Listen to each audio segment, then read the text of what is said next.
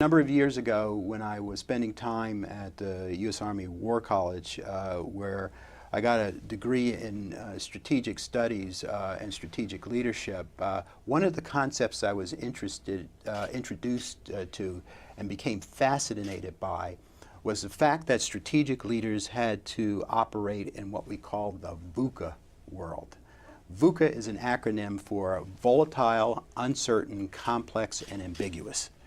Now you throw those words together and you say, what? Volatile, uncertain, complex, and ambiguous.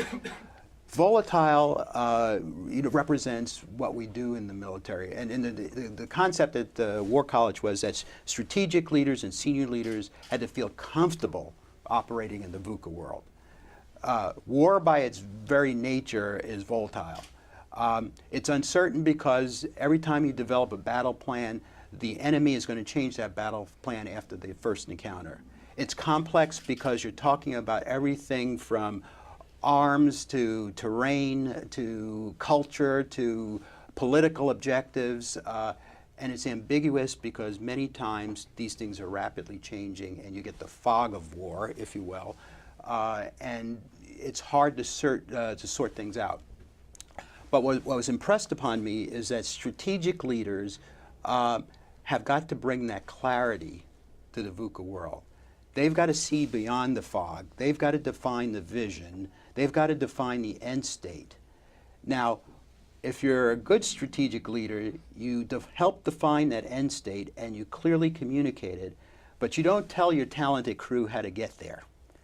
You empower them, enable them to use every bit of their ingenuity, every bit of their intellect, every bit of their talent to design the tactical approach to getting to that end state, that vision, that optimal state of being or operating. So I was turned on and challenged and introduced to that term, and I've used it constantly over the years because as you evolve as a leader and become a strategic leader, you have got to be comfortable being uncomfortable.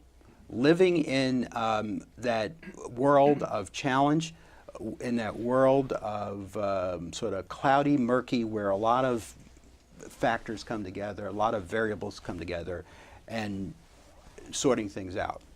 Now I want to lay out, to begin with, before I go back to the military health system, another concept that sort of has guided me in trying to work in this VUCA world, which is the old saying is, how do you eat the elephant? One bite at a time, right? And the issue here is that when you've got a large, complex problem, you don't get frustrated by it. In fact, that's a word that I've eliminated from my personal vocabulary when I talk about problems.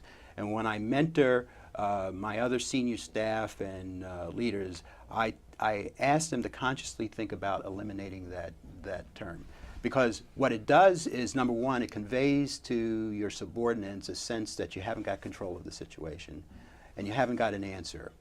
But if you get back to the statement of how do you eat the elephant, one bite at a time, your job as a strategic leader is to lay out the series of facts and variables and then approach each one with incremental solutions. So it may be political issues as well as technical issues, but if you lay them out in sort of their smallest elements, there almost surely is an answer to each one of those issues that you've got to deal with. And then it's your job to just sequence them so that you can leverage them to get to the end state and get to the clarity and get to the answer that you need. So you got to understand the VUCA world. You got to be comfortable in the VUCA world. You got to learn how to eat the elephant.